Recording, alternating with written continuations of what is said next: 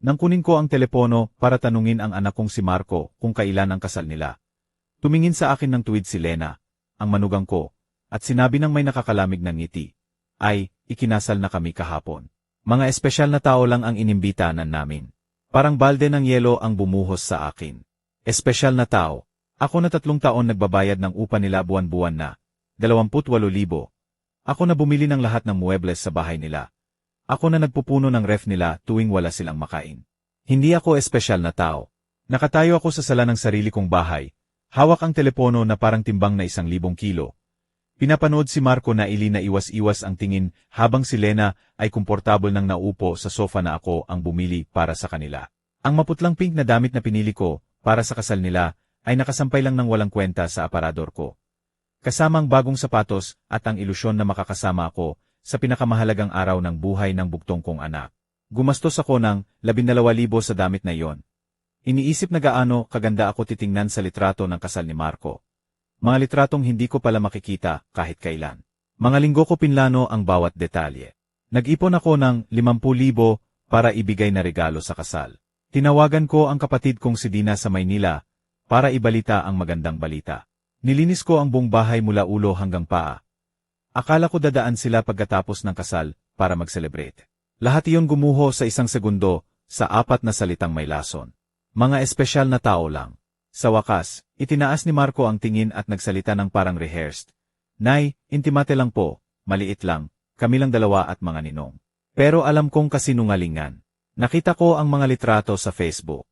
Nakita ko ang magulang ni Lena na nangangalandakan sa tabi ng bagong kasal. Nakita ko ang mga kapatid niya na nagtotoast sa tiyampag. Nakita ko ang puting damit ni Lena na tinulungan kong pondohan ng 40,000 na ibinigay ko noong nakaraang buwan para sa personal niyang gastos. Nakita ko lahat ng hindi ko dapat makita. Makalipas ang 1 linggo, eksaktong 7 araw pagkatapos ng kahihiyan, tumawag si Lena sa akin na iba ang tono. Hindi na siya ang mayabang na babaeng nag-exclude sa akin sa kasal nila. Parang desperado na, halos nakikiusap. "Nay Renete, atrasado na ang upa. Pinipilit kami ng landlord," sabi niya. "Kung hindi kayo makabayad ngayong linggo, palayasin ko kayo. Nakalimutan mong mag-transfer." Nanginig ng bahagya ang boses niya na parang tapos na ang mundo. Tahimik ako ng ilang segundo. Naalala ko lahat ng beses na tumakbo ako sa bangko para lang maipadala ang pera. Lahat ng beses na kinansela ko ang sarili kong plano para lang may matuluyan sila. Lahat ng beses na kanin at bagong lang ang kinain ko para maibigay sa kanila ang pera para sa mga luho nila. At ngayon, pagkatapos akong itaboy sa pinakamahalagang sandali ng buhay nila, may lakas ng loob ba silang tumawag na parang walang nangyari? "Lena," sabi ko ng mahinahon na nagulat pa ako sa sarili ko. "Hindi ba sinabi ko sa iyo na espesyal na tao lang ang tinutulungan ko?" Tahimik na tahimik sa kabilang linya na narinig ko ang tibok ng puso ko. Sa unang pagkakataon sa maraming taon, hindi ako ang nanginginig, siya na. "Nay Renette, hindi ko maintindihan," nautal niya. "Kami pa rin naman ang espesyal sa iyo. Para ka ng pangalawang nanay sa akin." Kasinungalingan. Puro kasinungalingan. Balot na matamis na boses na ginagamit lang niya kapag may kailangan. Yung parehong boses na ginamit niya nang humingi siya ng pera para sa damit pangkasal, para sa honeymoon, para sa singsing. Lahat tinulungan kong punduhan nang hindi ko alam na hindi ko pala makikita ang seremonya kung saan isinuot ang mga iyon. Sa napakaraming taon, lagi akong parang naglalakad sa ibabaw ng balat ng itlog. Pinipili ang bawat salita, bawat galaw, bawat regalo. Umaasang makakuha man lang ng kaunting pagmamahal mula sa sarili kong anak. Ako ang perpektong nanay, ang maamong biyenan, ang tahimik na tagapagbigay na hindi kailanman nagrereklamo, kahit ituring akong invisible. Pero yung salitang, "mga espesyal na tao lang," ang nagmulat ng bagay sa loob ko na matagal nang natutulog. Sa isip ko, kinuwenta ko kung magkano na ang nagastos ko sa kanila sa 3 taon. Upa, pagkain, regalo, emergency, luho, higit 1,200,000 na. 1,200,000 na kinuha ko sa aking retirement, sa ipon ko, sa perang iniwan na namayapa kong asawa para mapayapa ang mga huling taon ko. At para saan lahat iyon? Para ituring akong estranghero sa kasal ng sarili kong anak. Nung gabing iyon pagkatapos kong ibaba ang telepono, umupo ako sa kama at umiyak. Pero hindi iyak ng lungkot. Iyak ng galit, ng sama ng loob na naipon sa maraming taon, ng mga kahihiyan na matiisin ng tahimik. Umiyak ako para sa lahat ng pagkakataong pinaniwala nila akong pabigat ang pag-ibig ko, hadlang ang presensya ko, At pera lang ang kaya kong i-offer. Umiyak ako para sa hangal na ina na naging ako. Para sa babaeng nawala ang sarili sa pagiging, hindi na kailangang palitan, ng mga taong itinuring siyang disposable. Nang magising ako kinabukasan, may nagbago sa loob ko. Hindi lang sakit ng pagtataksil, isang bagay na mas malalim, mas malamig. Tumayo ako at tumingin sa salamin sa banyo. Parehong pagod na mata. Parehong kulubot na nagsasabi ng kwento ng mga taong nagbigay ng pag-ibig na hindi binabalik. Pero may bago sa tingin ko, isang tigas na hindi ko kilala, isang determinasyon na natabunan ng mga taon ng pagsunod. Pumunta ako sa kusina at nagkape, tulad ng ginagawa ko tuwing umaga sa nakaraang 40 taon. Pero sa pagkakataong ito, hindi ko na naisip tawagan si Marco para kamustahin kung nakatulog siya ng mahimbing. Hindi ko na chinek ang cellphone ko na umaasang may sorry siya sa kahihiyan kahapon. Sa unang pagkakataon sa mahabang panahon, ako ang unang inisip ko sa araw na iyon. Umupo ako sa mesa kung saan madalas kong pinaplano ang mga sorpresa para sa kanila. Binibilang ang pera para sa gastusin nila. At tahimik na umiiyak kapag itinuring akong walang kwenta. Ngayon, ang mesang ito ang sasaksi sa ibang bagay. Kinuha ko ang aking checkbook, bank statements, at nagsimulang magkwenta. Gusto kong makita sa eksaktong numero ang lawak ng aking kahangalan. Buwan ng upa na, 28,000 x 36 buwan katumbas equals, 1,800,000. Pagkain at gamit mga 1,000,000 bawat buwan katumbas equals, 360,000 pa. Regalo sa birthday, Pasko, anibersaryo, hindi bababa sa 150,000. Emergency ni Lena, 40,000. Utang sa kotse na hindi nila binayaran, 125,000. Pag-ayos ng aircon sa apartment nila, 30,000. Muebles sa sala, 60,000. 1,673,000. Iyan ang eksaktong halaga ng aking kabutihang loob. 1,673,000 na nasayang mula sa mana ng asawa ko. Mula sa pensyon ko. Mula sa ipon na pinaghirapan ko sa loob ng mga dekada ng tapat na trabaho. Lahat ng perang iyon itinapon lang sa bintana, para mapanatiling komportable ang dalawang adultong hindi man lang kayang magkunwaring iginalang ako. Tumunog ang telepono at nakita ko ang pangalan ni Marco. Normal lang, tatakbo ako at sasagutin kaagad. Umaasang magsusori siya at sasabihing mali lang ng pagkakaintindi. Pero sa pagkakataong ito pinatuloy ko lang ang tunog hanggang tumahimik. Makalipas ang 1-0 minuto, tumunog ulit. Si Lena naman, pinatuloy ko rin. Tapos may text si Marco. Nay, sagot naman po. Kailangan nating mag-usap. Binura ko nang hindi nag-reply. Bandang 12:00 ng tanghali, naglakad ako. Ilang buwan ko nang hindi ginagawa iyon ng walang dahilan. Walang pupuntahan para sa kanila. Palagi na lang bangko para sa transfer. Supermarket para bumili ng kailangan nila. Parmasya para sa gamot ni Lena. Ngayon, naglakad ako dahil gusto ko lang. Dumaan ako sa park kung saan madalas kong dalhin si Marco noong bata pa siya.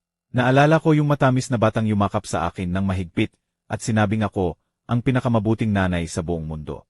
Kailan siya naging ganitong lalaki na itinuturing akong ATM na may damdamin? Kailan ko nagsimulang malito ang pag-ibig sa pera? Kailan ko nagsimulang maniwala na kailangan kong bilhin ang pagmamahal ng sarili kong anak? Sa harap ng bangko kung saan madalas akong mag-automatic transfer. Tumigil ako. Nakita ko ni G. Cruz, ang branch manager, sa salamin at kumaway.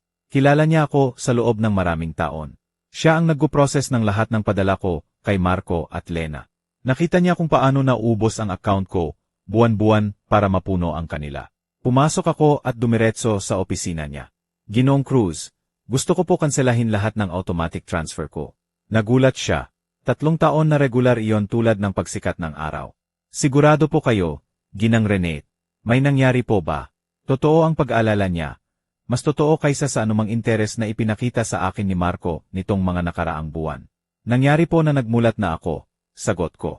Kanselahin ninyo lahat at gusto ko rin po ng impormasyon kung paano ko mapoprotektahan ang mga account ko. Ayokong may ibang makaka-access sa pera ko. Habang pinoprocess ni G. Cruz ang pagkansela, hindi tumigil sa pagtunog ang cellphone ko. Marco, Lena, ulit si Marco. Parang may radar sila kapag nanganganib ang pinagkukunan nila ng pera. Pinatay ko na ng tuluyan ang cellphone. Ginang Renate, sabi ni G. Cruz habang inaabot ang mga papeles. Pasensya na po kung nakikialam ako. Pero sa lahat ng taon, nakita ko po kung gaano kayo kabuti sa pamilya ninyo. Sana po hindi kayo pinipilit na baguhin ito. Hinawakan ako ng malalim ng mga salita niya. Ang lalaking ito na halos hindi ako kilala maliban sa bank transactions, ay nagpakita ng mas tunay na pag-aalala kaysa sa sarili kong anak. Hindi po ako pinipilit, Ginoong Cruz. Sa katunayan, tumigil na ako sa pagpipilit sa sarili ko. Nang lumabas ako ng bangko, pakiramdam ko ang gaan. Parang iniwan ko ang napakalaking pabigat sa opisina. Sa unang pagkakataon sa maraming taon, buong-buo na ang pera ko sa akin. Wala na akong financial obligation sa mga taong nakikita akong resource lang, hindi tao. Umuwi ako at naisip ang lahat ng bagay na hindi ko nagawa para lang mapagbigyan si Marco at Lena. Mga biyahe na hindi ko ginawa para makapag-ipon para sa kanila. Mga kaibigan na hindi ko na nakita dahil palagi akong available sa emergency nila. Mga libangan na isinantabi ko dahil bawat pisong ginastos ko sa sarili ko ay piso ring nawala sa pangangailangan nila. Pag-uwi ko, may 3 kotse nang nakaparada sa harap ng bahay ko. Kay Marco, kay Lena, at isa pang hindi ko kilala. Nakita ko ang galaw sa loob ng bahay ko sa mga bintana. Nanlamig ang dugo ko. May susi sila. Ako ang nagbigay dahil naniwala ako. Dahil akala ko alagaan nila ako, balang araw tulad ng pag-aalaga ko sa kanila. Huminga ako ng malalim bago binuksan ang pinto. Panahon na para sa unang tunay na harapan ng bagong buhay ko. Bumukas ko ang pinto ng bahay ko, at nakita ko ang eksenang hindi ko makakalimutan habang buhay ako. Si Marco ay nakaupo sa sofa ko, nakayuko at nakahawak sa ulo. Si Lena ay naglalakad-lakad na parang hayop sa hawla, at may isang matandang lalaki na hindi ko kilala ang naghahalungkat sa mga papeles ko sa dining table. Mga papels ko, personal kong dokumento. Ano itong nangyayari rito? Tanong ko sa boses na mas malakas kaysa inaasahan ko. 3 silang tumingin sa akin na parang ako pa ang intruder sa sarili kong bahay. Si Lena ang unang nagsalita, at puno ng desperasyon ang boses niya na narinig ko na sa telepono. Nay Renate, salamat at nakauwi ka na. Kailangan nating mag-usap. Si Ate Fernandez po ito, mula sa law firm na kinonsulta namin tungkol sa sitwasyon mo. Sitwasyon ko. Lumabas ang tanong ko nang mahinahon na nagulat pa ako sa sarili ko. Ano namang sitwasyon? Maayos na maayos ako. Sa wakas, itinaas ni Marco ang ulo at tumingin sa akin gamit ang mga matang minsan ay inosente pero ngayon ay puno lang ng takot sa pera. Nay, pumunta kami sa bangko. Sabi nila kinansela mo lahat ng transfer. Sinabi raw ni Ginoong Cruz na binlock mo rin ang access namin sa account mo. Hindi namin maintindihan kung bakit mo ginawa yon. Si Ate Fernandez, mga 50 anyos, nakagray na sweet at may ngiti na hindi ka panipaniwala. Lumapit sa akin na nakalahad ang kamay. Ginang Renate, ako po si Ate Fernandez, family law attorney. Nag-alala po ang mga anak ninyo sa kalusugan ninyo ng isip, at hiniling nila akong suriin ang sitwasyon. Hindi ko kinamayan. Sa halip, dumiretso ako sa dining table, at kinuha ko lahat ng papeles na tinitingnan niya nang walang pahintulot ko. Mga pribado kong dokumento ito. Wala kayong karapatang tingnan nang walang pahintulot ko. Nay, singit ni Marco gamit ang mapanghusgang tono, na perpekto na niya nitong mga nakaraang taon. Nag-aalala kami sa'yo. Ang weird ng mga ginagawa mo, Leteli. Una, bigla mo kaming tinigil sa pera nang walang paliwanag. Tapos hindi mo sinasagot ang tawag namin. Sa tingin namin kailangan mo ng professional help. Lumapit si Lena at sinubukang hawakan ang kamay ko gamit ang peking lambing na ginagamit lang niya kapag may kailangan. Nay Renate, alam namin stress na stress ka. Baka mas naapektuhan ka ng kalungkutan kaysa akala mo. Sa edad mo, normal na ang mga ganitong confusion. Ang salitang confusion ay parang alarm sa ulo ko. Ngayon ko naintindihan kung bakit nila dinala ang abogado. Hindi para tulungan ako. Para ideklara akong hindi na makapagdesisyon at kunin ang kontrol sa pera ko. Ang mismong babaeng nagsabi sa akin na, mga espesyal na tao lang, ang inimbita sa kasal nila. Ngayon ay itinuturing akong matandang ulol. Hindi ako nalilito. Sabi ko ng matigas na pinatahimik silang lahat. Mas maliwanag ang isip ko ngayon kaysa sa nakaraang mga taon. At aalis kayo sa bahay ko ngayon din. Si Ate Fernandez ang sumingit gamit ang propesyonal na boses ng mga abogado kapag gusto nilang magmukhang makatwiran. Ginang Renate, naiintindihan ko pong nabigla kayo. Pero may karapatan ang mga anak ninyo na makialam kung naniniwala. Silang may kapansanan kayo sa pagdedesisyon sa pera. May mga dokumentadong nakababahalang pag-ugali kayo. Nakababahalang pag-ugali. Halos tumawa ako, malupit. Tulad ng pagdesisyon na akin ang pera ko. Pagdesisyon na ayoko ng tustusan ang buhay ng 2 adultong itinuturing akong basura. Parang sinampal si Lena. Hindi ka namin tinuring ng masama. Pamilya ka namin. Lahat ng meron ka, sa amin din naman mapupunta balang araw. Pinapabilis lang namin. Hayan na ang hubad na katotohanan. Sa isip nila, patay na ako at kinukolekta na nila ang mana ko ng maaga. Hindi mahalaga kung 70 taon o 70 araw na lang ako. Sa kanila, ATM ako na may paa na naging problema na lang. Lumabas kayo, sabi ko habang nakaturo sa pinto. Kayong tatlo, lumabas ng bahay ko. Tumayo si Marco na may hitsura ng batang galit kapag hindi napagbigyan. Nay, hindi pwede ganun na lang. May mga obligasyon kami. Upa, hulog ng kotse, credit card na kusag mo. Hindi mo kami pwedeng iwan bigla. Bakit hindi pwede? Unang beses kong itinaas ang boses. Sa loob ng maraming taon, ako ang nagbayad ng upa na hindi nakapangalan sa akin. Ako ang nagpuno ng ref sa bahay na hindi ako welcome. Ako ang nagpundo ng buhay na malinaw na walang lugar para sa akin. Kinuha ni Ate Fernandez ang isang folder sa briefcase at inilagay sa mesa ko. Ginang Renete, may mga dokumento kaming inihanda para mapadali ang transition. Power of attorney na magbibigay daan kay Marco at Lena na pamahalaan ang pera mo ng mas maayos. Pansamantala lang ito hanggang gumaling ka. Kinuha ko ang folder at kahit hindi binuklat, itinapon ko agad sa basurahan. Ang tanging transition na mangyayari dito ay ang paglabas ninyo sa pinto. Umiyak na si Lena, pero hindi iyak ng lungkot. Iyak ng inis at galit. Hindi mo kami pwedeng gawin sa amin to, Nay Renate. Umaasa kami sa'yo. May mga plano kami base sa suporta mo. Bumili kami ng mga bagay. May mga obligasyon kaming kinuha dahil alam naming asahan ka namin. Obligasyon base sa pera ko, sagot ko. Hindi sa kalagayan ko, hindi sa kaligayahan ko, hindi sa kasama ko. Pera ko lang. At ngayong napagdesisyunan kong mas maganda kung sa buhay ko nagagamitin ang pera ko. Bigla na lang akong matandang ulol na kailangan ng legal guardian. Sinubukan akong lapitan ni Marco, pero umatras ako. Hindi na siya yung batang tumatakbo sa yakap ko kapag may bangungot. 35 taong gulang na lalaki na nakikita ang nanay niya bilang hadlang sa komportableng buhay na pinopondo ng iba. Nay, nagkamali kami, sabi niya sa boses na dapat dawawain. Mali ng pagkaintindi yung kasal. Kinabahan si Lena. Na-pressure ako. Maayos natin, kung magiging reasonable ka ulit. Reasonable. Mapait ang lasa ng salita sa bibig ko. Ang maging reasonable ay ipagpatuloy ang pagbayad sa buhay ninyo habang itinuturing ninyo akong estranghero. Ang magkunwaring hindi masakit na hindi ako kasama sa pinakamahalagang araw ng buhay ng bugtong kong anak. Inimpek ni Ate Fernandez ang mga papeles niya ng mahusay na parang sanay siyang tinatanggihan. Ginang Renate, hindi pa tapos ito. May legal options pa ang pamilya ninyo. Kung napatunayan na may sakit sa isip kayo at hindi makapagdesisyon ng maayos, pwede kayong bigyan ng judge ng guardian. Parang suntok ang mga salita. Hindi lang pala ito manipulative visit. Tunay na legal threat ito.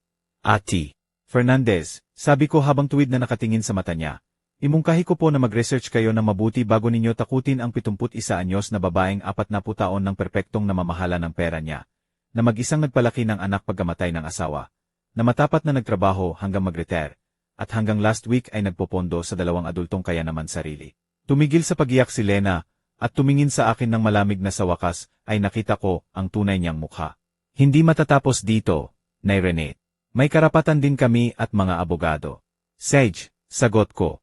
Upmarin ninyo lahat ng abogado na gusto ninyo. Sa sarili ninyong pera, syempre, kasi wala na akong ibibigay para pondohan ang mga legal tantrums ninyo. Lumabas silang tatlo na may nasaktang dignidad ng mga taong hindi sanay na tinatanggihan. Bago tuluyang umalis, humarap sa akin si Marco sa huling pagkakataon. Nay, magiging masama ang wakas nito para sayo. Mag-iisa ka na lang at walang mag-alaga sayo kapag talagang kailangan mo na. Marco, sabi ko nang may malalim na lungkot pero malinaw na linaw, mag-isa na ako. Ang pagkakaiba lang, ngayon ay sarili ko nang pinili, hindi dahil sa kapabayaan ninyo. Nang maisara ko ang pinto sa likod nila, tumayo ako sa sala ko na napaligiran ng pinakamagandang katahimikan na narinig ko sa maraming taon. Katahimikan ng kalayaan. Nung gabing iyon, hindi ako makatulog, hindi dahil sa lungkot o pagsisisi, kundi dahil sa adrenalin sa pagbawi ng kontrol sa buhay ko. Nakahiga ako sa kama at nagpaplano ng susunod kong hakbang na parang general na naghahanda sa digmaan. Kung gusto nilang makipaglaban, bibigyan ko sila ng digmaan. Pero digmaang ilalaban ko gamit ang talino, hindi emosyon. Nang 6:00 ng umaga, nakabihis na ako at handa nang umalis. Unang punta ko ang opisina ni Ate Weber, lalaking nakilala ko noon pa nang inaayos ang testamento ng asawa ko.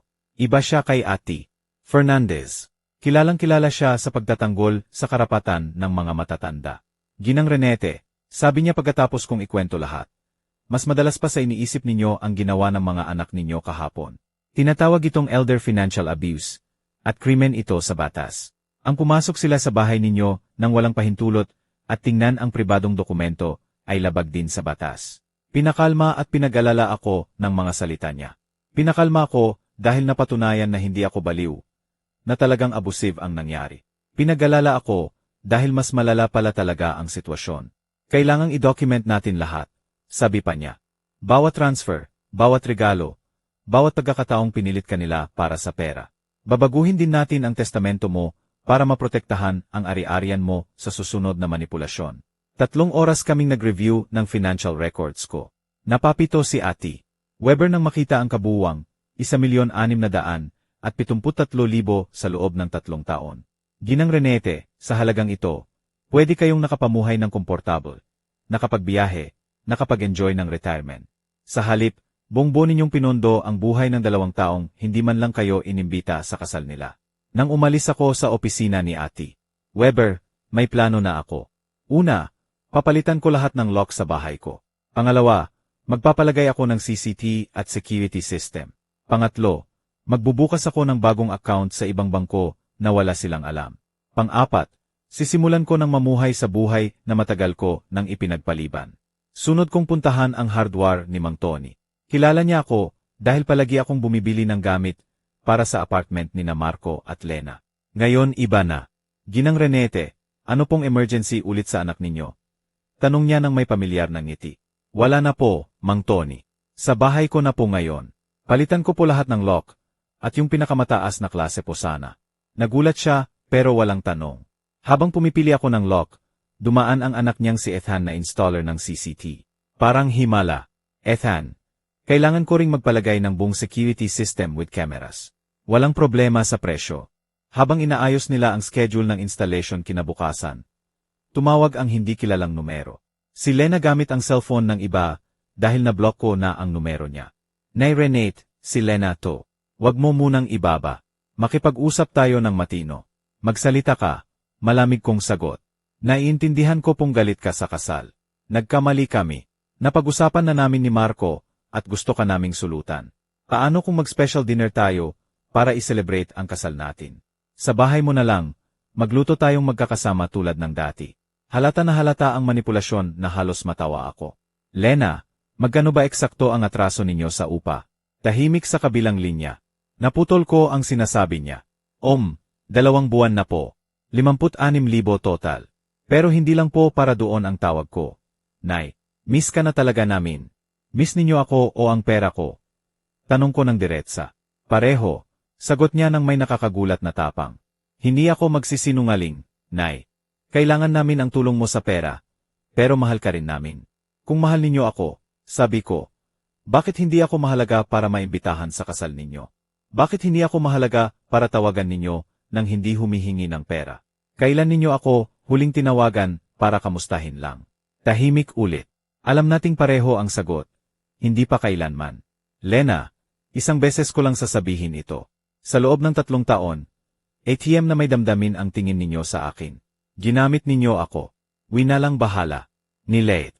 At sa pinakamasamang paraan, hinimon ninyo ako. Ngayong naubos na ang pera, biglang mahal ninyo ako. Wala nang please. Pinili ninyo ako nang sabihing hindi ako espesyal para maimbitahan sa kasal ninyo. Ngayon ako naman ang pipili. Binaba ko ang telepono at pinatay ng tuluyan. Ayokong maabala sa araw ng kalayaan ko. Pagkatapos noon, pumunta ako sa salon na mahigit 1 taon ko nang hindi napuntahan. Palagi kong kinakansela ang appointment dahil may emergency, sina Marco o Lena. O kaya ginagamit ko na lang sa kanila ang ipon ko para sa sarili. Ginang Renate, sigaw ni Cynthia, paborito kong stylist. Akala ko nakalimutan mo na kami. Hindi ko kayo nakalimutan, Cynthia. Nakalimutan ko lang na deserving din akong alagaan. Full treatment ang ginawa ko. Gupit, kulay, manicure, pedicure. Sa unang pagkakataon sa maraming taon, gumastos ako sa sarili ko ng walang gil. Habang ginagayatan ako ni Cynthia, nagkwento siya ng buhay niya, mga anak niya, pangarap niya. Nakakapresko ang usapang hindi umiikot sa pangangailangan ni Marco at Lena. Ang ganda mo, Ginang Renete, sabi niya pagkatapos. Pero higit sa ganda, mukha kang malaya. May magandang nangyari ba? Cynthia, natuto na akong tumangging. Pag-uwi ko, may hindi kilalang kotse sa harap ng bahay ko. Sandali akong kinabahan, baka bumalik sina Marco at Lena na may kasama. Pero nang makita ko, isang matandang babae ang nakaupo sa hagdan ng porch ko. Ginang Renete po ba kayo? Tanong niya nang bumaba ako ng kotse. Opo, makakatulong po ba ako? Ako po si Aling Eleanor Cruz. Kapitbahay ko po kayo sa tabi. Mga taon na tayong magkatabi, pero hindi pa tayo nakakapag-usap ng matino. Kahapon, narinig ko ang malalakas na boses sa bahay ninyo. Kinabahan ako. Ayos lang po ba kayo? Hinawakan ako ng malalim ng tunay niyang pag-aalala. Isang estranghero na mas nag-alala sa akin kaysa sa sarili kong anak. Pasok po kayo, Aling Eleanor. Magkakape tayo, at ikukwento ko po sa inyo ang istoryang hindi ninyo paniniwalaan. Habang nagtimpla ako ng kape, ikinuwento ko sa kanya lahat. Tahimik siyang nakinig, tumatango lang paminsan-minsan. Nang matapos ako, puno ng luha ang mata niya.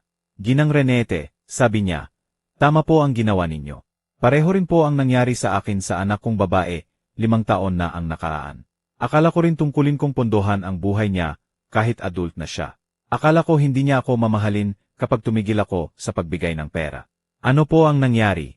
Tinigil ko ang pera nang ma-realize kung tinatawagan lang nila ako kapag may kailangan. Noong una, grabe. Nagbanta, nag-emotional blackmail, pinapa-guilty. Pero pagkatapos ng 6 na buwan, tumawag ang anak ko ng totoong humihingi ng tawad. Ngayon, tunay na relasyon na ang meron kami, hindi na beses sa pera. Binigyan ako ng pag-asa ng kwento niya. Sa tingin ninyo po, may intindihan din kaya ni Marco at Lena balang araw? Pwede rin namang hindi, matapat niyang sagot. Pero hindi na po responsibilidad ninyo iyon. Ginang Renete, responsibilidad ninyo na ngayon ang mamuhay ng para sa inyo. Nung gabing iyon, sa unang pagkakataon sa 3 taon, natulog ako nang hindi nag-alala kung may pambayad ba sina Marco at Lena ng upa, pagkain, luho. Natulog ako na iniisip ang sarili ko, ang mga plano ko, ang kinabukasan ko. At nakatulog ako ng mahimbing na hindi ko na matandaan kung kailan huli. Kinabukasan, 8:00 ng umaga, dumating sina Mang Tony at Ethan para palitan ang lock at maglagay ng CCTV. Habang nagtatrabaho sila, hindi tumigil ang tawag mula sa hindi kilalang numero. Sinusubukan pa rin akong tawagan ni Lena gamit ang iba't ibang cellphone. Pero natuto na akong i-ignore ang mga tawag na hindi ko gusto. Ginang Renete, sabi ni Ethan habang nilalagay ang kamera. Bibigyan kayo nito ng tunay na kapayapaan. Makikita ninyo sa phone ninyo, kahit nasaan kayo, kung sino ang nasa harap ng bahay. At kapag may pumasok ng walang pahintulot, automatikong pupunta sa pulis ang alert. Hindi nawala sa akin ang irony. Naglalagay ako ng security system para protektahan ang sarili ko sa sarili kong anak. Pero hindi na masakit tulad ng dati. Practical measure na lang ito para mapanatili ang bagong kapayapaang natagpuan ko. Habang nagtatrabaho sila, nag-decide akong gawin ang isang bagay na matagal ko nang hindi ginagawa. Tawagan ang kapatid kong si Dina sa Maynila. Nawala kami sa komunikasyon dahil tuwing magkausap kami. Kwento ko lang kung gaano ko tinutulungan sina Marco at Lena, kung gaano ako ka-proud. Ngayon ko napagtanto, financial report na disguised as family update ang mga usapan namin.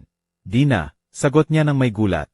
Ete, matagal tayong hindi nagkausap. Mabuti naman ako, Dina. Mas mabuti pa sa mabuti. Tinawagan kita para sabihing nagising na ako sa katotohanan. Ikinuwento ko sa kanya lahat mula simula.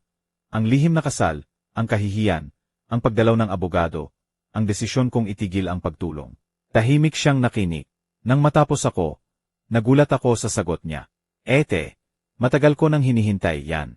Tuwing magkausap tayo, nasasaktan ako kapag naririnig kong ipinagmamalaki mo kung magkano ang ibinibigay mo sa kanila. Na parang nasusukat sa pera ang pagmamahal. Gusto ko sanang sabihin sa iyo noon pa. Pero hindi ko alam kung paano. Ano ang gusto mong sabihin? Na kapag nakikita ko si Marco sa mga family gatherings, hindi siya nagsasalita ng may pagmamahal sa iyo.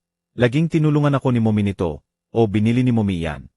Pero hindi kailanman, miss ko si Mommy, o mahal ko si Mommy. Parang service provider ka lang, hindi tao. Masakit pero kailangan ang sakit na iyon. Parang paglilinis ng doktor sa sugat. Napansin ko rin, dagdag ni Dina, si Lena palaging nagsasalita tungkol sa iyo sa future tense. Kapag wala na si Tita Renete, remodel namin ang bahay niya. O, kapag namanahan na kami, ipapang business namin. Parang hinintay ka na lang nilang mamatay. Parang balde ng yelo, ulit ang tumama sa akin.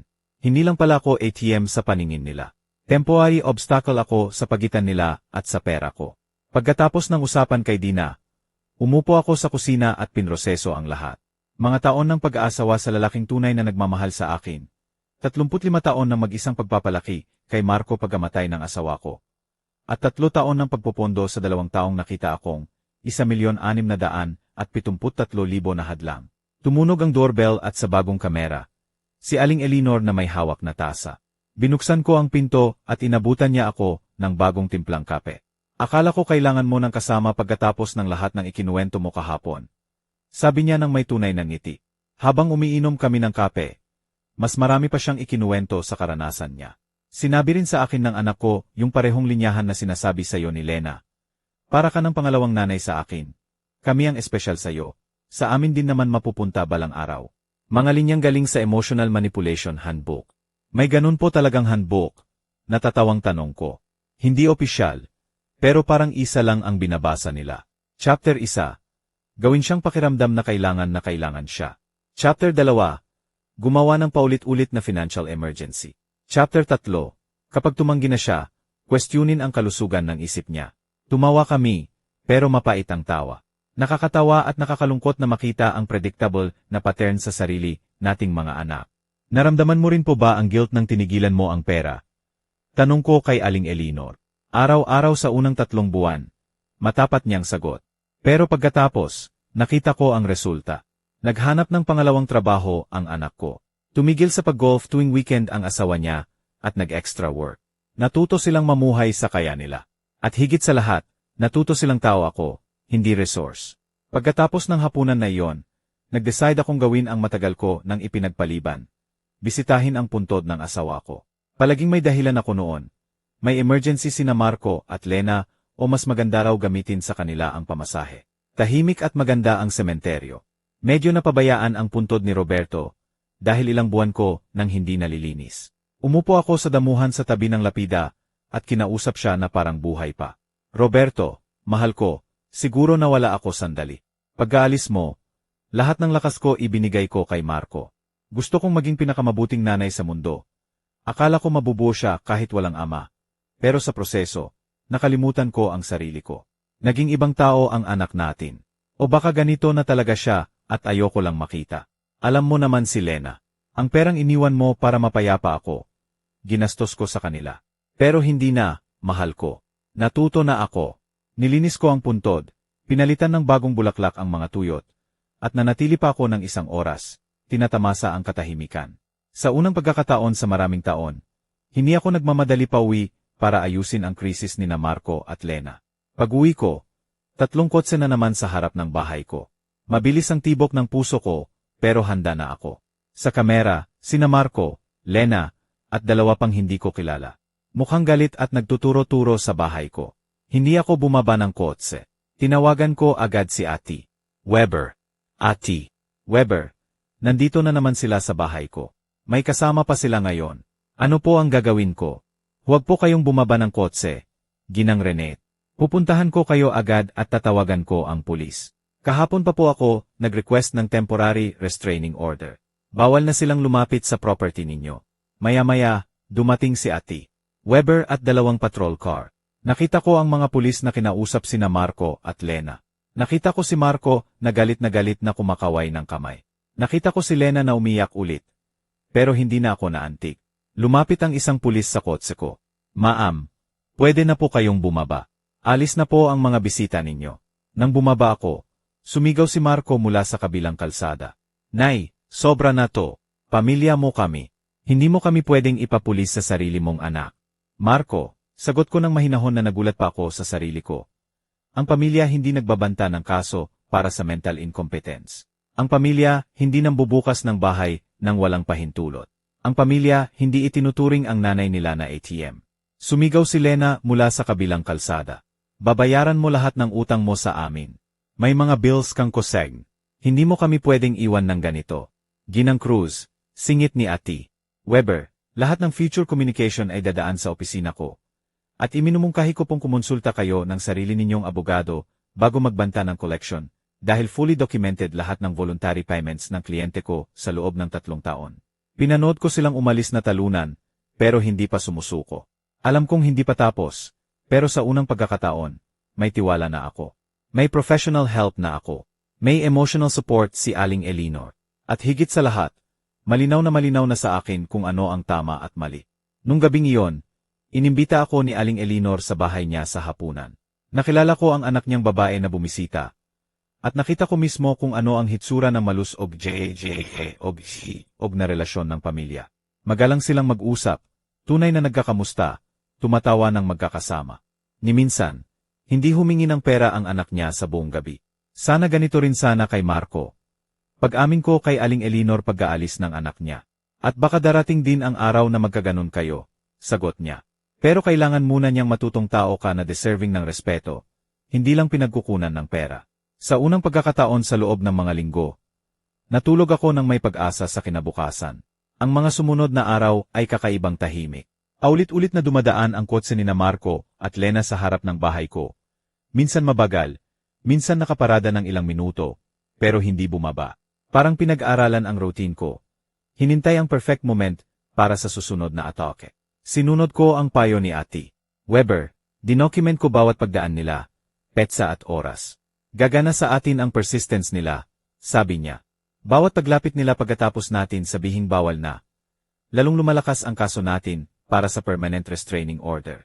Isang Biyernes ng umaga, habang tahimik akong nag-aagahan, tumunog ang doorbell. Sa kamera, isang maayos na babaeng may folder at profesional na ngiti. Magandang umaga po, Ginang Renette Santos Richter.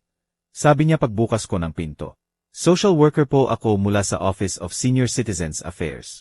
May report po kaming natanggap na posibleng nasa at-risk situation kayo at kailangang mag-wellness check.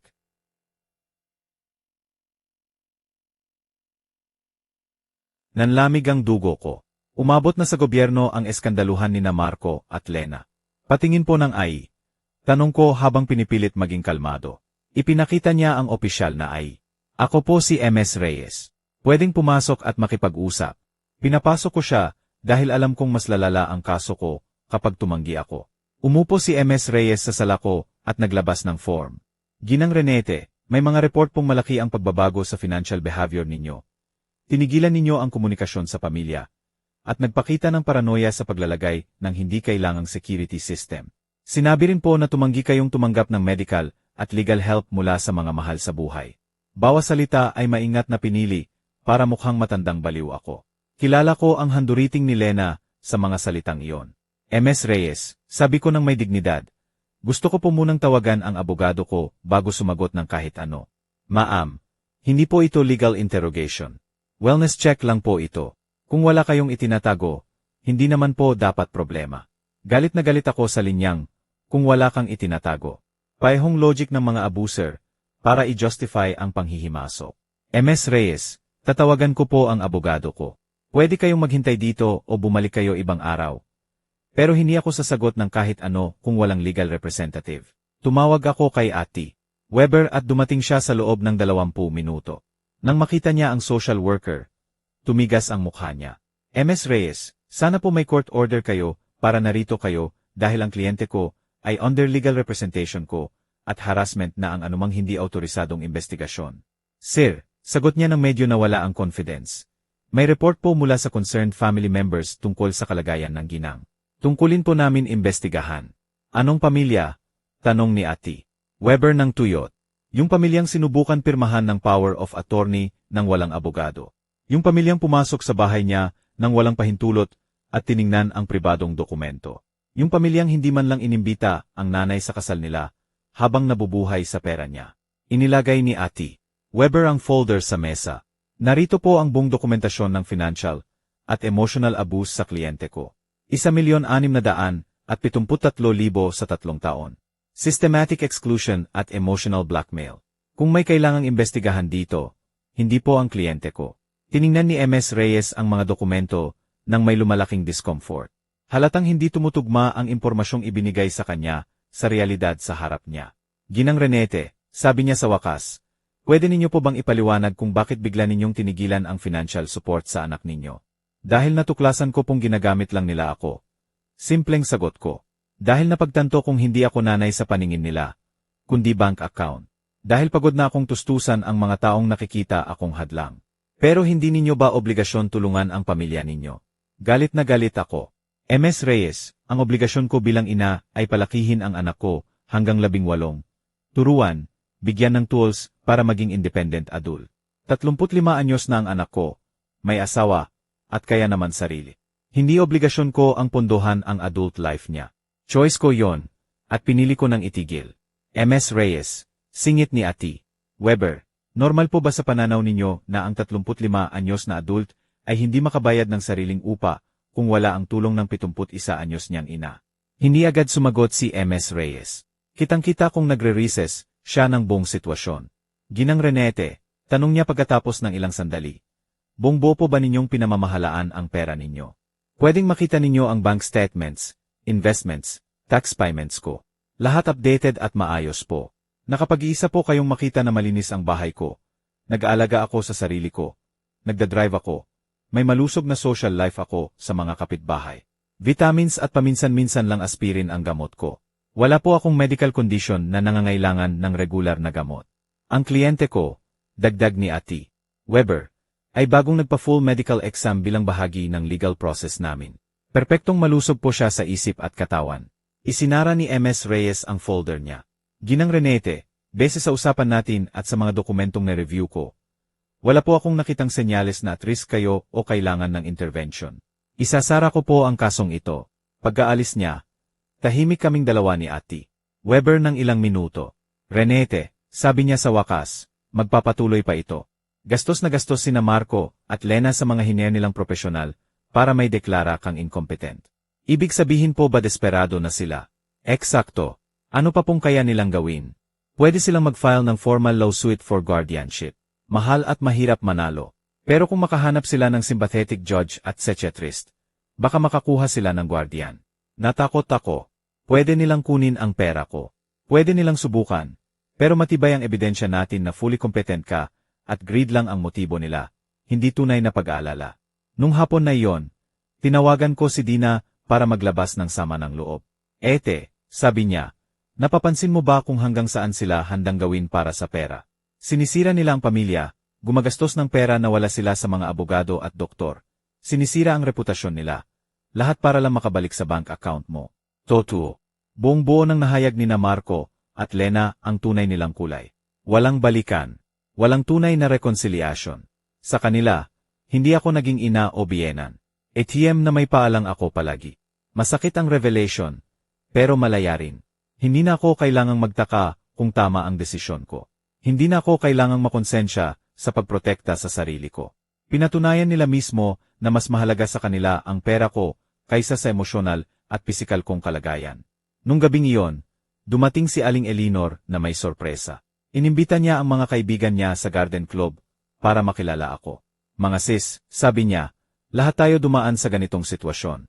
Gabi iyon ang pagbabahagi ng kwento. May kapatid na sobrang manghingi si Maria. Pinutol ni Carmen ang relasyon sa anak na bumibisita lang kapag may kailangan.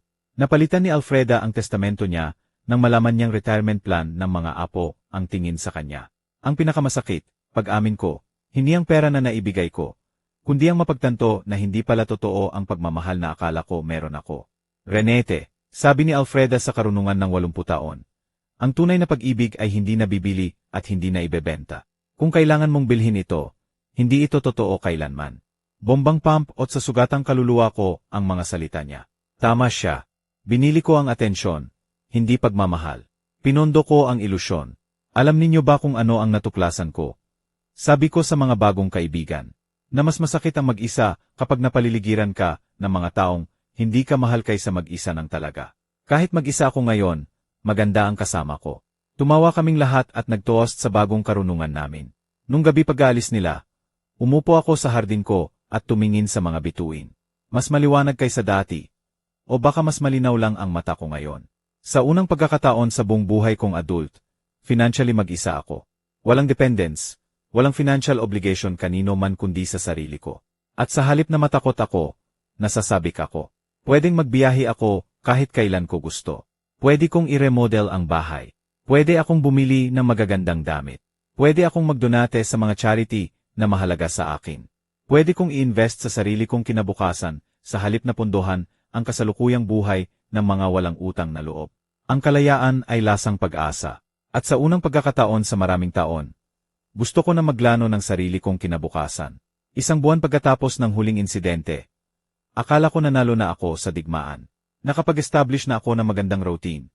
Tahimik na agahan at pagbabasa ng diaryo, paghahardin. Tanghalian kasama si Aling Elinor o isa sa mga bagong kaibigan. At hapon na nakalaan sa mga libangan na matagal ko nang isinantabi.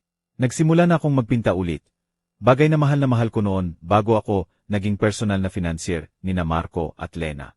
Pero isang Huwebes ng umaga, habang nagpipinta ako ng bulaklak sa bagong isel ko, dumating si Ati Weber sa bahay ko na may mukhang malungkot na nagpalamig sa dugo ko. Renete, kailangang mag-usap tayo. Formal nang nag-file sina Marco at Lena ng kaso para may deklarang incompetent ka sa family court. Hiniling nila na bigyan ka ng legal guardian. Parang mga bato ang mga salita. Alam kong posibleng mangyari, pero nakakatakot pa rin kapag narinig mo ng malakas. Ibig sabihin po, pwede nilang kunin ang pera ko. Kung mapatunayan ng judge na hindi ka na makapag-manage ng affairs mo, pwede niyang gawing legal guardian si Marco, na magbibigay sa kanya ng buong kontrol sa pera mo. Napaupo ako ng malakas sa sofa. Nararamdaman ang bigat ng pinakamalalim na pagtataksil na naranasan ko sa buhay. Ang sarili kong anak, sinusubukang legal na ideklara akong baliw para nakawin ang pera ko. Ati Weber, anong ebidensya ang pwede nilang ipresenta? Nakita mo naman po na fully competent ako. May 3 witness statements na nagsasabing erratic ang behavior mo lately. May mga unpaid doctor's bills din daw na hindi mo binayaran at gamot na naipon mo raw, pero hindi ininom. Kasalanan po iyon. Wala akong unpaid bills at hindi ako nag-iipon ng gamot. Alam ko, Renete, pero mukhang fake pero convincing ang mga ebidensya nila. May statement din si Yarlayman na tumanggi ka raw sa psychiatric evaluation, na ginagamit nilang patunay ng mental decline. Diabolikal ang manipulasyon. Ginamit nila ang pagdanggi kong sumailalim sa hindi kailangang exam bilang patunay na kailangan ko nga ng protection.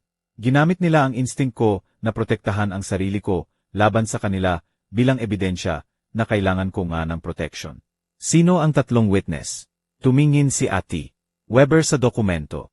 Si Lena, syempre, isang kapitbahay na si G. Dizon, at isang nagpapakilalang parmasista mo, si G. Verde. Si G. Dizon ang kapitbahay sa kabilang kalsada. Antipatikong lalaki na palaging may problema sa akin kapag nakaparada ang mga kaibigan ko sa harap ng bahay niya. Si G. Verde nga ang parmasista ko. Pero hindi ko maintindihan kung anong galit niya sa akin. Kailangan ko po makausap si G. Verde. Sabi ko kay Ati Weber, may hindi tama. Pumunta kaming dalawa sa botika niya nung hapon na iyon. Nagulat at kinabahan si G. Verde nang makita ako. Ginang Renete, mabuti po at napadalaw kayo. G. Verde, may pirma ka raw na nagsasabing erratic ang behavior ko sa gamot. Namula siya ng parang kamatis. Ginang Renete, pumasok ang manugang ninyo ilang linggo na ang nakaraan at nagtanong tungkol sa mga gamot ninyo. Sabi niya nag-alala siya dahil weird ang behavior ninyo. Ano ang sinabi mo? Sinabi ko lang po na vitamins at paminsan-minsan aspirin lang ang binibili ninyo. Wala kayong regular prescription. Pero iginiit niya na patunay daw iyon na hindi ninyo inaalagaan ng maayos ang kalusugan ninyo. G. Verde, may pinirmahan ka po ba? May dala siyang dokumento na nagsasabing kinukumpirma ko raw na irregular ang pagbili ninyo ng gamot. Akala ko po para sa health insurance ninyo. Hindi ko alam na para sa kaso. Naloko ang sarili kong parmasista na pirmahan ang bagay na hindi niya lubos na naintindihan. Walang hangganan ang manipulasyon ni Lena. G. Verde, kailangan ko pong sulatin mo ang tunay na nangyari at linawin na wala akong problema sa gamot. Sige po, Ginang Renete, sobra po akong nagsisisi sa maling pagkakaintindi. Pagkatapos ng botika, pumunta kami kay G. Dizon. Nang kumatok kami, tinanggap kami niya ng may halatang galit. Ano na naman? G. Dizon, may pirma ka raw tungkol sa behavior ng kliyente ko. At tama ako, baliw yung babaeng yon. Weird na weird ang ginagawa niya nitong mga nakaraan. Pwedeng maging specific sa mga behavior na nakita mo. Naglagay ng kamera na parang war zone, palaging may ibang tao sa bahay, sumisigaw sa pamilya niya sa kalsada. Napagtanto ko, lahat inilabas niya sa konteksto. Para sa protection ang kamera. Ang mga iba ay mga bagong kaibigan ko. Ang pagsigaw ay pagtatanggol ko sa bahay ko sa panghihimasok ni na Marco at Lena. G. Dizon, alam mo ba kung bakit ko nilagyan ng kamera? Hindi ko alam at hindi ko rin gusto malaman. Para protektahan ang sarili ko sa anak ko, at manugang na pumasok sa bahay ko nang walang pahintulot at nagbanta sa akin. Yan ang sasabihin ng baliw. Sagot niya ng may sarkasmo. Walang saysay ang pakikipag-arge. Base sa mababaw na obserbasyon na malisyosong binigyan ng miining ang testimonya niya. Nung gabing iyon, nagplano kami ni Ati Weber ng depensa. Renate, kailangan natin ng sariling psychiatric evaluation. May kakilala akong si Yar Morales na expert sa mental capacity assessment. Opisyal niyang kumpirmahin na fully competent ka. Paano kung nabili na nila ang judge? Paano kung wala ng saysay ito dahil napagdesisyunan na nila akong ideklara incompetent? Renate, hindi perpekto ang justice system. Pero hindi rin lubusang corrupt. May matibay tayong ebidensya ng competence mo at ng financial motivation nila. Lalaban tayo. Kinabukasan, pumunta ako sa appointment kay Yar Morales. Mga 50 anyos na babae na may mabait pero matalas na mata. Ginang Renate, magtatanong ako ng serye ng questions at tests para masuri ang mental capacity mo. Dahan-dahan lang at sagutin mo ng matapat. 2 oras niya akong tinanong tungkol sa memorya, reasoning, financial understanding, emotional health. May mga cognitive test at mathematical logical problems. Ginang Renate, sabi niya sa dulo, ang resulta mo ay higit pa sa average para sa edad mo. Hindi ka lang competent, excellent ang cognitive function mo. 2. Bakit sa tingin mo ginagawa ito ng pamilya ko? Based sa ikinuwento mo at sa mga dokumentong nakita ko, classic case ito ng elder financial exploitation. Sa kasamang palad, mas madalas kaysa inaakala ng tao. Umalis ako sa clinic na validated, pero malungkot. Relief ang opisyal na kumpirmasyon ng mental health ko. Pero kumpirmasyon din na totoo at kailangan ang laban. Nung hapon na iyon, nag-organize si Aling Elinor ng emergency meeting ng Garden Club. Nang ikwento ko ang incompetence lawsuit, galit na galit silang lahat. Renate, sabi ni Maria, magpapatotoo kami para sa'yo. Ilang linggo na kaming magkasama at kitang-kita na maayos ka. Higit pa sa maayos, dagdag ni Cynthia. Mas malinaw at mas malakas ka pa sa maraming 40 anyos na kilala ko. Si Alfreda, sa karunungan ng 80 taon, hinawakan ang kamay ko. Renate, anak, hindi bago ang ginagawa ng mga anak mo. Sa loob ng maraming henerasyon, sinubukan na ng mga sakim na anak na ideklara insan ang magulang para makuha ang pera. Pero may bagay ka na hindi meron ang karaniwang biktima. Dokumentasyon, legal support, at mga kaibigan na makakapagpatotoo para sa'yo. Binigyan ako ng pag-asa ng mga salita niya. Hindi ako mag-isang lumalaban. May hukbo ako ng malalakas na babae na nakasaksi mismo ng pagbabago ko. Alam ninyo kung ano ang pinakamalungkot sa lahat. Sabi ko, nahanda sina Marco at Lena sirain ang kahit anong posibilidad ng reconciliation sa hinaharap para sa pera.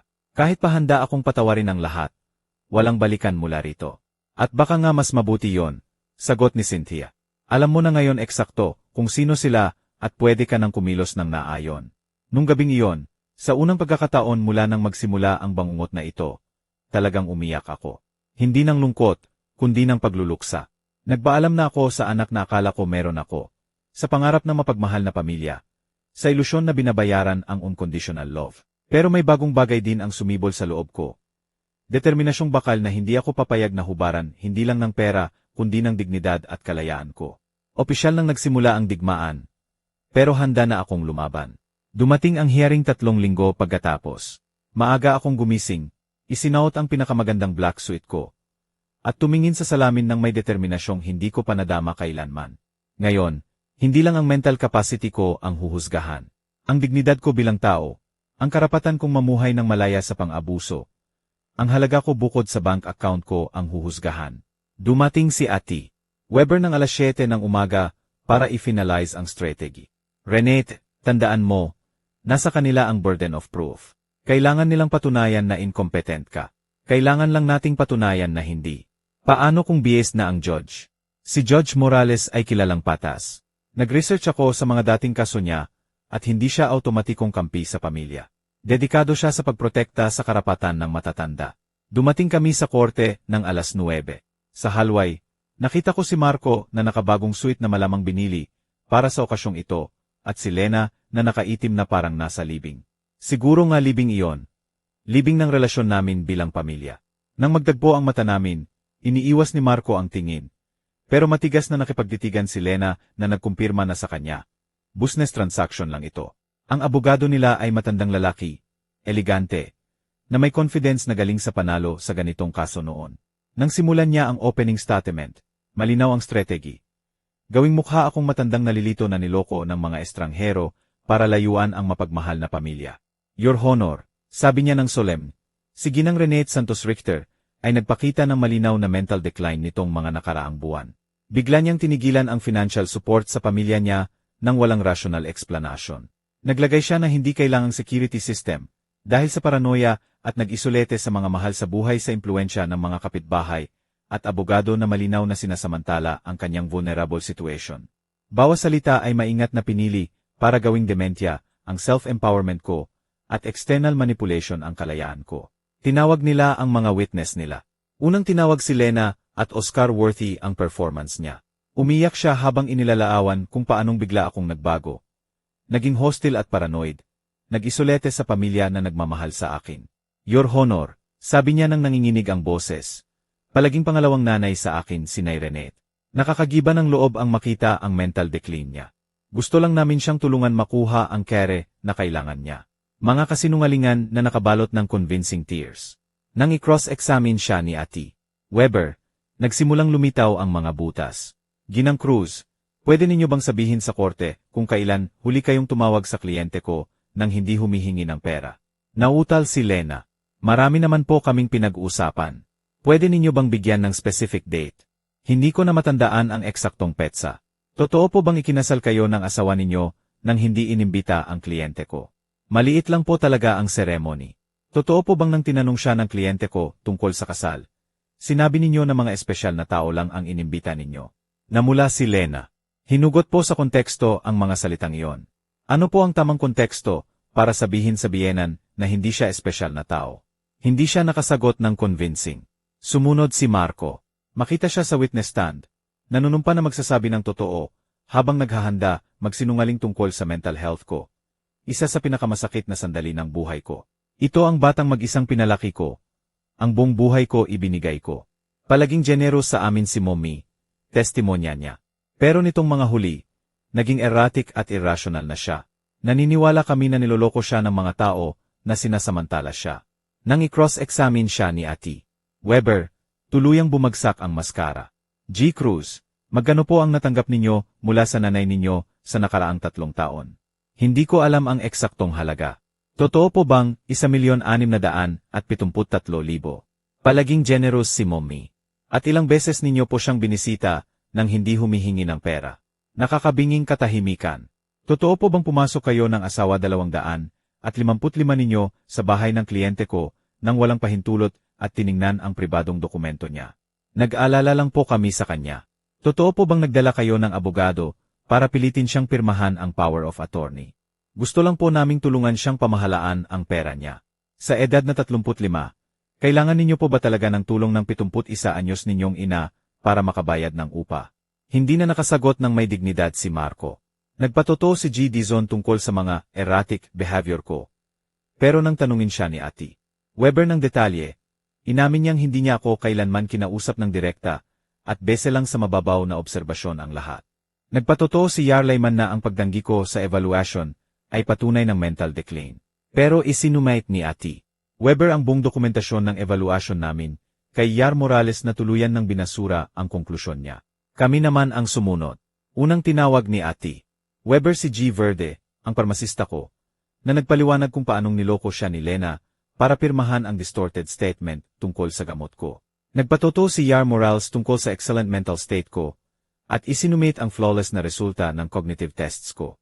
Nagpatotoo si Mang Tony tungkol sa mental competence ko at ipinaliwanag na completely rational at tama ang pagprocess ng pagkansela ng automatic transfer. Si Aling Elinor at ang buong Garden Club ay nagpatotoo tungkol sa clarity ko, sa bagong vitality, at sa kakayahang magpanatili ng malusog na social relationships. Sa wakas, ako naman. Tumayo ako ng may dignidad at lumakad sa witness stand. Nararamdaman ang bigat ng 71 taon ng karanasan. Karunungan mula sa sakit, at lakas na natagpuan sa kahirapan. Ginabayan ako ni Ati Weber sa testimonya ko, pinapakwento ang buong kwento. Ang 1,673,000 sa 3 taon. Ang kahihiyan sa kasal. Ang patuloy na emotional manipulation. Ang panghihimasok sa privacy ko. Ang legal threats. Ginang Renete, tanong sa akin ni Ati Weber sa huli, bakit ninyo po napagdesisyunang itigil ang financial support sa anak at manugang ninyo? Dahil napagtanto ko pong hindi pagmamahal ang natatanggap ko sa kanila. Sagot ko ng malinaw at malakas. Isang business transaction disguised as family relationship. Welcome ang pera ko, pero hindi ako bilang tao. Nagsisisi po ba kayo sa desisyon ninyo? Nagsisisi lang ako na matagal ko bago nagawa. Sinubukan akong gawing mukhang nalilito ng abogado nila sa cross-examination. Pero malinaw at precise ko pa ring sinagot ang bawat tanong. Nang subukan niyang i-imply na niloko ako ng mga bagong kaibigan. Ipinaliwanag ko na sa unang pagkakataon sa maraming taon. May relasyon na ako na base sa mutual respect at hindi sa financial interest. Sa closing argument niya, iginiit ng abogado nila na biktima ako ng external manipulation. Ang rebuttal ni Ati Weber ay mapangwasak. Your Honor, ang nakita natin dito ay hindi kaso ng incompetent na matanda, kundi ng babaeng sa wakas ay nakahanap ng lakas para makalaya sa maraming taon ng financial at emotional abuse. Wala silang tunay na medical evidence ng incompetence.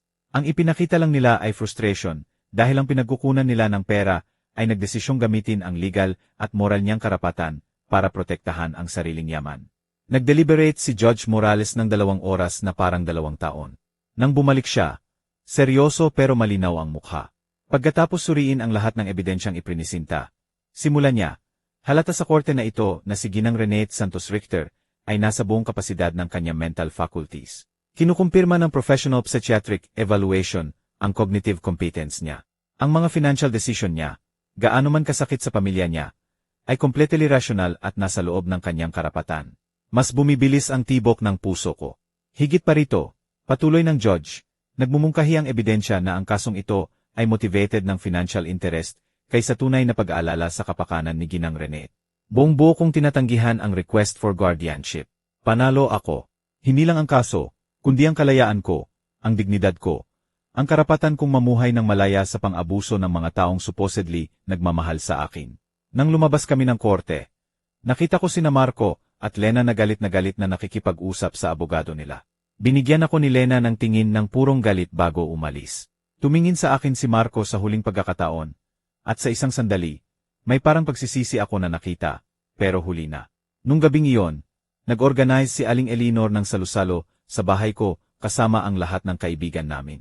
Nag-toast kami para sa hustisya, sa kalayaan, sa sisterhood ng malalakas na babae na nagtutulungan. Renete, sabi sa akin ni Alfreda, ngayon ay hindi ka lang nanalo ng kaso. Nakuha mo ulit ang buhay mo. Tama siya. Sa unang pagkakataon sa maraming taon, buong-buo na sa akin ang kinabukasan. Pwede akong magbiyahe. Pwede akong magmahal. Pwede akong lumikha. Pwede akong mamuhay ng walang takot, walang guilt, walang manipulasyon. 3 buwan pagkatapos, ipinagbili ko ang bahay ko at lumipat sa magandang kondo malapit sa sentro ng lungsod. Kalahati ng pera ko, idinonate ko sa mga organisasyong nagpoprotekta sa matatanda mula sa family abuse. Sa kabila, sinimulan ko ng mamuhay sa buhay na matagal ko nang pinapangarap. Nagbiyahe ako sa Europe, nag-art classes, sumali sa volunteer groups. Hindi ko na narinig pa kailanman sina Marco at Lena. May narinig akong lumipat sila sa mas maliit na apartment, at nahanap daw ni Lena ang unang trabaho niya sa maraming taon. Baka turuan sila ng kahirapan nang hindi ko naturo ang generosity ko. Ang halaga ng tapat na trabaho at kalayaan.